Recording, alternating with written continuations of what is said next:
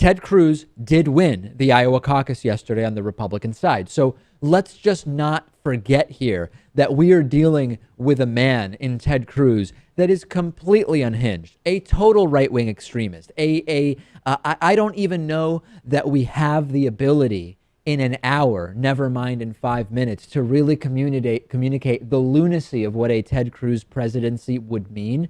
But just to touch on a few of the highlights, Ted Cruz, of course, staunchly anti-choice, anti-abortion, as some people call it, wants to make it very much harder for women to access safe abortions. We know that that's a disaster. We know that that's a really bad idea.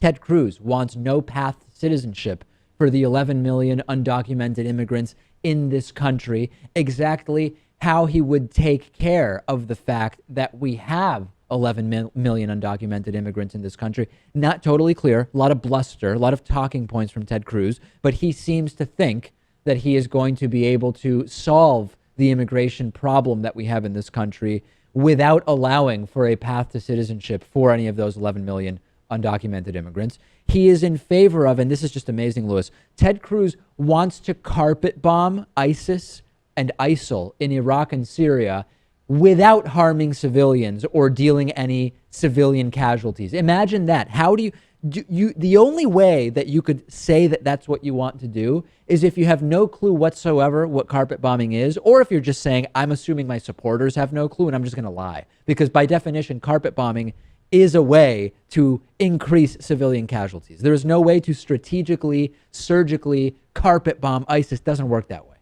I think in this case, I'm sure Ted Cruz tells plenty of lies. In this case, I think he genuinely does not know what he's talking about. On this particular issue, you think he's not malicious, he's clueless, which is nice. I mean, it's nice to go back to the days of clueless versus completely malicious and a bad person. And I think his economic policies are, clueless too. I think he's clueless on that. I don't think he's trying to destroy the economy. I just think he's clueless, and his policies would. He also would want to repeal the Affordable Care Act, Obamacare, no real plan to replace it. One of the worst climate deniers. I mean, really one of the worst climate deniers currently running for president on either side.